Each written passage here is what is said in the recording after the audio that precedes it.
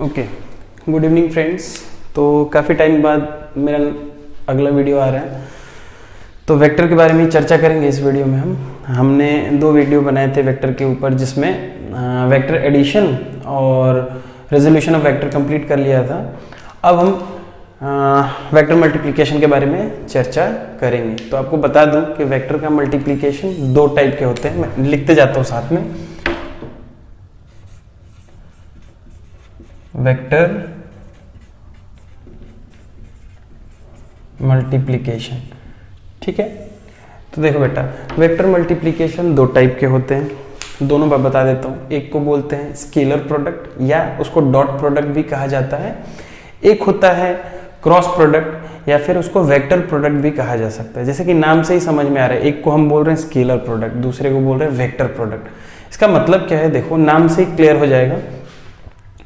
अगर हम किसी 2 वेक्टर क्वांटिटी को मल्टीप्लाई करें और उसका रिजल्ट भी एक वेक्टर क्वांटिटी आता है, तब हम बोलेंगे कि ये कैसा है, वेक्टर प्रोडक्ट है। मतलब कि when product of 2 vector quantity results into a vector itself, then it is said to be a vector product, या फिर इसको क्रॉस प्रोडक्ट कहते हैं। ठीक, इस वीडियो में हम डॉट प्रोडक्ट के बारे में चर्चा करेंगे। तो डॉट प्रोडक्ट क्या होता है कि जब 2 वेक्टर क्वांटिटी का मल्टीप्लीकेशन एक स्केलर क्वांटिटी हो, तो हम उसको बोलते हैं डॉट प्रोडक्ट। जैसे कि आपने सुना होगा वर्क डन। तो स्केलर वेक्टर पढ़ाते समय स्टार्टिंग में ही आप प्रीवियस वीडियोस देखना है, एग्जांपल में स्केलर में लिखवाया था वर्क डन। वर्क डन एक स्केलर क्वांटिटी होती है। अब स्केलर वर्क डन आती कैसे है, तो वर्क डन होता है force into displacement, right. Force is a vector quantity, right, and displacement is also vector quantity. लेकिन आप जब फोर्स और डिस्प्लेसमेंट को मल्टीप्लाई कर रहे हो, तो जो रिजल्ट आ रहा है वो एक स्केलर क्वांटिटी आ रहा है। तो इस टाइप के मल्टीप्लिकेशन को हम कहते हैं डॉट प्रोडक्ट या स्केलर प्रोडक्ट, ठीक है। तो क्या होता है, लिख देता हूं, स्केलर प्रोडक्ट, और इसको क्या बोलते हैं, डॉट प्रोडक्ट। ठीक, दूसरा अभी नाम लिख देता हूं, डिस्कशन में नेक्स्ट वीडियो में करूंगा। इसको वीडियो को छोटा रखने के लिए मैं एक 2 पार्ट में कंप्लीट करूंगा इसको। दूसरा है आपका क्रॉस प्रोडक्ट,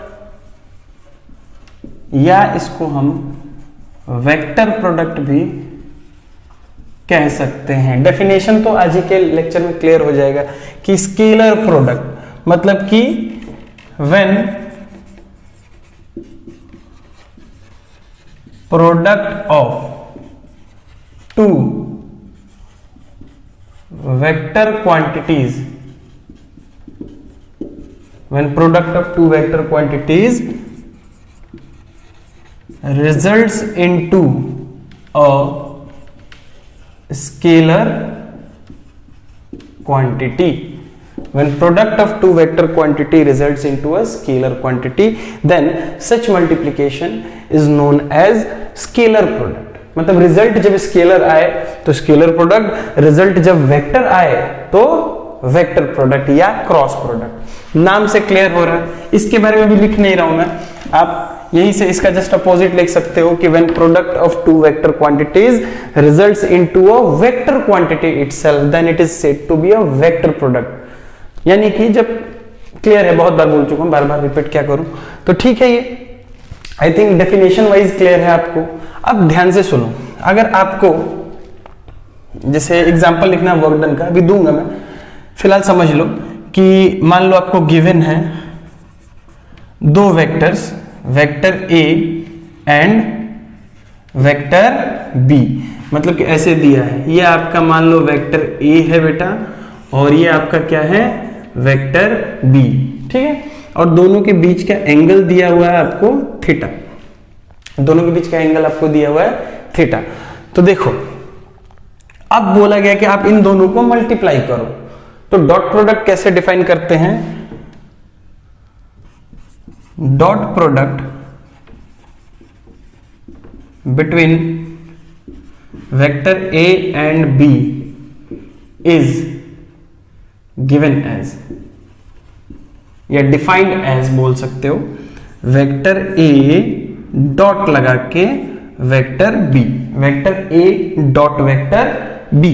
तो क्या होगा ये, इसको डिफाइन कैसे किया गया, vector A dot vector B is equals to magnitude of vector A into magnitude of vector B into cos of theta. मतलब कि a डॉट बी का मैग्नीट्यूड होगा वेक्टर a का magnitude multiplied by vector b का magnitude multiplied by cosine of angle between the two vectors. मतलब कि ये vector a और b के बीच का जो एंगल है उसका कोसाइन। ठीक, तो देखो इस तरह से डिफाइन किया गया डॉट प्रोडक्ट को, vector a dot vector b is equals to A B cos theta. Example के तौर पे मैं बता दूं आपको, वर्क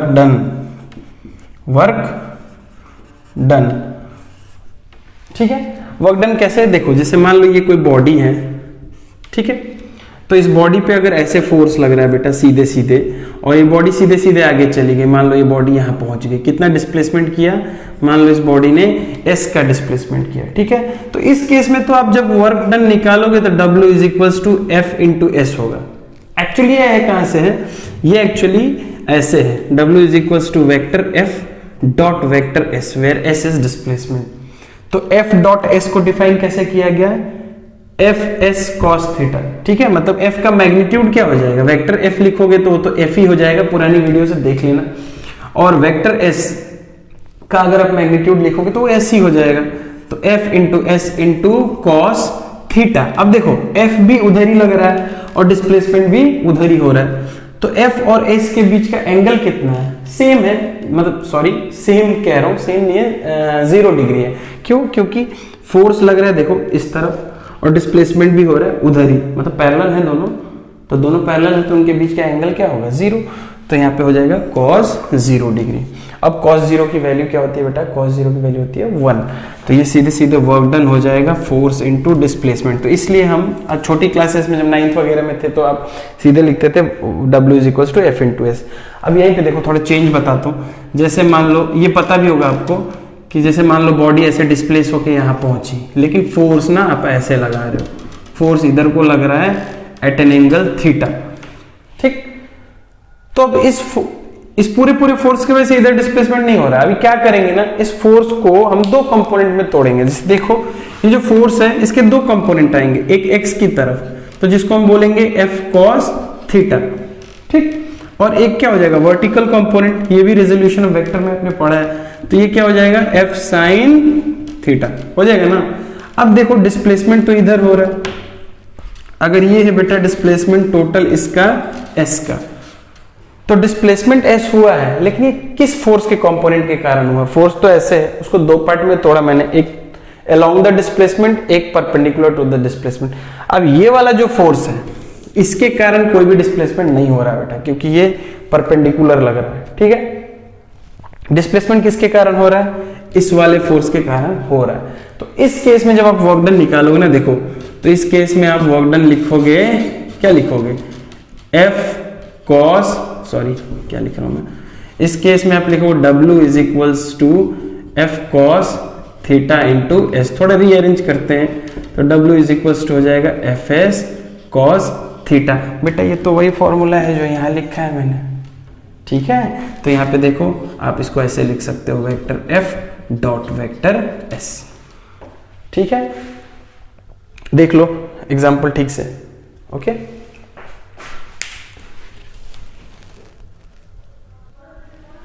ठीक है, अब देखो जैसे कि ये तो क्वेश्चन मैंने बाद के लिखा है कि अभी थोड़ा सा और पढ़ाने का ये क्वेश्चन दूंगा तो करेंगे, अभी इस पे बाद में आते हैं, पहले से लिख के रखा है मैंने। अब देखो डॉट प्रोडक्ट क्लियर हो गया, अब थोड़ा सा देख लो, जैसे मान लो हमें तो पता है ना कि आई कैप क्या है, I cap is a unit vector, तो अगर मैं ऐसे लिखूं कि आई कैप का डॉट प्रोडक्ट खुद आई कैप के साथ करना चाहते हो, तो आप जानते हो कि जो आई कैप है इसका मैग्नीट्यूड 1 होता है, क्योंकि ये यूनिट वेक्टर है अलोंग एक्स एक्सिस। ठीक है, तो बोथ आर आई कैप, मतलब both are along X axis. अब एक बात बताओ, इनका डॉट प्रोडक्ट निकालोगे तो फॉर्मूला तुम्हें पता है, ए डॉट बी होता है ए का मैग्नीट्यूड इंटू बी का magnitude into cos theta, where theta is the angle between A and B. अब यहाँ पे आई डॉट आई अगर आप करते हो तो आई का magnitude of I into magnitude of I into cos क्या लिखोगे 0 डिग्री, क्योंकि आई और आई तो पैरेलल है, तो देखो 1 इंटू कॉस जीरो की वैल्यू 1 होती है, इसका मतलब आई डॉट आई करोगे तो ये क्या आएगा 1 आएगा। सिमिलरली अगर मैं जे डॉट जे भी करता हूं तो बेटा आप जानते हो कि जे का मैग्नीट्यूड 1 होगा इंटू जे का मैग्नीट्यूड 1 होगा और दोनों के बीच का एंगल 0 होगा, तो ये हमेशा 1 आएगा। सिमिलरली बाय सेम लॉजिक अगर मैं k डॉट k करूं तो k is a unit vector along z axis, तो भाई साहब ये भी क्या आएगा 1 आएगा। तो ये तीनों याद रखना, i डॉट i 1 होता है, j डॉट मतलब सेम के साथ अगर मल्टीप्लीकेशन हो रहा है तो मैग्नीट्यूड आएगा 1, ठीक है याद रखना, i dot i 1, j dot j 1, k dot k 1। अगर मैं किसी और के साथ पेयर बना के करूं, जैसे मैं ऐसे बोलूं कि vector i dot vector j, अगर ऐसे करता हूं तो आप एक बात बताओ, i का मैग्नीट्यूड से मल्टीप्लाई करोगे फिर j के मैग्नीट्यूड से मल्टीप्लाई करोगे, और आप जानते हो कि i जो है x एक्सिस के अलोंग होता है और j is a unit vector along y axis, और x और y एक दूसरे के क्या होते हैं परपेंडिकुलर होते हैं, मतलब एंगल क्या है इनके बीच का 90 डिग्री, इनके बीच का एंगल क्या है 90 डिग्री। और बेटा cos 90 तो होता है 0, cos 90 क्या होता है 0। सिमिलरली देखो अगर मैं j डॉट k करूं तो j और k के बीच का भी एंगल 90 होता है, ये भी 0 हो जाएगा, ठीक, क्योंकि cos 90 की वैल्यू 0 होती है। यानी कि एक चीज समझ में आई, i dot j, j dot k dot i भी कर लो k डॉट i भी करोगे तो 0 ही आना है, क्योंकि k और i के बीच का एंगल क्या है 90 डिग्री है। तो एक बात समझ में आई, हमें क्या समझ में आई कि जब भी दो वेक्टर आपस में पैरेलल होंगे, जब भी दो वेक्टर्स आपस में पैरेलल होंगे मतलब उनका एंगल होगा 0 डिग्री, तब डॉट प्रोडक्ट के लिए सीधे सीधे उन दोनों को आप मल्टीप्लाई कर दो। फॉर एग्जांपल जैसे i डॉट i किया था, तो i डॉट i किया तो आपने सीधे i का मैग्नीट्यूड 1 रखा, j का मैग्नीट्यूड भी 1, 1 इंटू 1 करोगे 1 ही आएगा, समझ में आ रहा है ना बात। या फिर ठीक है, अब एक बात बताओ, अगर आपने अगर k को लिए, जैसे मान लो अपोजिट ले रहे हो j के, तो इन दोनों के बीच का एंगल क्या है 90 डिग्री है। तो कभी भी दो वेक्टर ऐसे हैं जिनके बीच का एंगल 90 डिग्री है, तो उनका डॉट प्रोडक्ट कभी भी निकालोगे क्या आएगा 0 आएगा। मतलब dot product for perpendicular vectors will be equals to 0। मतलब कि मान लो ये है वेक्टर a और ये है वेक्टर b और इन दोनों के बीच का एंगल है 90 डिग्री। अब पूछा कि डॉट प्रोडक्ट बताओ, तो बताने की जरूरत नहीं है, डायरेक्ट बोलो 0। पूछो कैसे, देखो अगर vector a dot vector b करोगे बेटा तो क्या होगा a into B into cos 90 degree, तो cos 90 की वैल्यू ना 0 होती है, तो 0 से मल्टीप्लाई करोगे ये पूरा का पूरा टर्म क्या हो जाएगा 0, तो vector a dot vector b क्या हो जाएगा 0। तो डॉट प्रोडक्ट हमेशा परपेंडिकुलर वेक्टर्स का क्या होता है 0। अब इसी के आधार पे आपसे क्वेश्चंस पूछे जाते हैं, ठीक है, कई बार बड़े क्वेश्चन में इनका कॉन्सेप्ट यूज हो जाता है या फिर डायरेक्टली भी पूछा जाता है। अब देखो जैसे इसीलिए मैंने ये क्वेश्चन लिखा है कि जैसे मान लो आपको दिया है कि कोई एक वेक्टर है वेक्टर a, तो वेक्टर a आपको दिया है 5i plus 9j minus 4k और वेक्टर b दिया है 2i plus 2j minus ck, ठीक। अब यहाँ पे c की वैल्यू नहीं दी है, ठीक, आपको बोलेगा कि c की वैल्यू फाइंड करो और इसके बदले में बोला क्या होगा कि find the value of c for which, find the value of c for which vector a and vector b are perpendicular to each other, या फिर म्यूचुअली परपेंडिकुलर ऐसे बोल देगा, ठीक। अब ऐसे क्वेश्चन दे दिया, कैसे निकाले सर, तो हमें ये वाला कॉन्सेप्ट याद रखना है भाई कि a डॉट भी होता है ए बी कॉस थीटा, और अगर थीटा की वैल्यू 90 हो जाएगी तो डॉट प्रोडक्ट हो जाएगा 0। यानी कि अगर दो परपेंडिकुलर वेक्टर हैं तो उनका डॉट प्रोडक्ट हमेशा क्या होता है 0 होता है। यही बात को मैं ध्यान में रखते हुए इस क्वेश्चन को सॉल्व करूंगा। कैसे करूंगा देखो, आपको दिया है vector a dot vector b, ठीक, सॉल्यूशन कर रहा हूं मैं। तो हम जानते हैं कि vector A dot vector B क्या हो जाएगा, 0 हो जाएगा। क्यों? क्योंकि दोनों क्या है, परपेंडिकुलर टू ईच अदर है। ठीक, अब यहाँ पे थीटा वगैरह की किसी की जरूरत नहीं है। देखो क्या करना है, सीधे ए की वैल्यू लिखो पूरी। ये क्या हो जाएगा, 5i plus 9j minus 4k, ये हो गया आपका ए। ठीक, इसको डॉट करना है किसके साथ, बी के साथ। तो 2i plus 2j minus ck is equals to 0। तब क्या करोगे, पहले 5i से इन तीनों में मल्टीप्लाई करोगे, फिर 9j से इन तीनों में मल्टीप्लाई करोगे, और फिर 4k से इन तीनों में मल्टीप्लाई करोगे। ठीक है, लेकिन मैं ऐसा नहीं करूंगा। क्यों?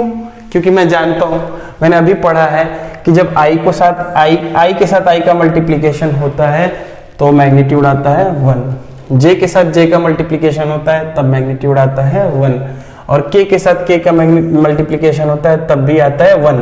बाकी किसी और के साथ मल्टीप्लीकेशन होगा तो रिजल्ट होगा 0। देखो i के साथ j का मल्टीप्लीकेशन 0 हो जाएगा, j के साथ k का मल्टीप्लीकेशन 0 हो जाएगा, एंड k के साथ i का मल्टीप्लीकेशन भी 0 हो जाएगा। तो मैं क्या करूंगा, देखो यहाँ पे 5i है, अब मल्टीप्लाई करूंगा तो यहाँ पहले i के साथ i का मल्टीप्लीकेशन होगा, फिर i के साथ यहाँ j का होगा, वो तो 0 हो जाएगा। तो मल्टीप्लाई ही क्यों करना है। फिर यहाँ 5i से ck में मल्टीप्लाई करोगे तो i है और यहाँ k है, i और k का मल्टीप्लीकेशन तो 0 होगा। तो करना ही क्यों है भाई, तो सीधे क्या करो, आप सिर्फ i के साथ i को मल्टीप्लाई करो,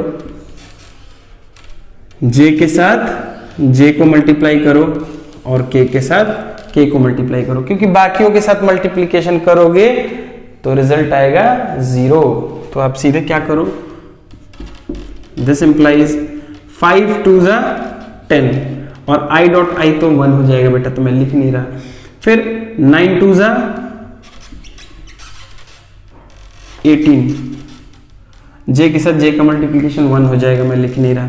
फिर माइनस यहां भी है और माइनस यहां भी है, तो माइनस माइनस क्या हो जाएगा, प्लस, तो ये क्या हो जाएगा प्लस 4c।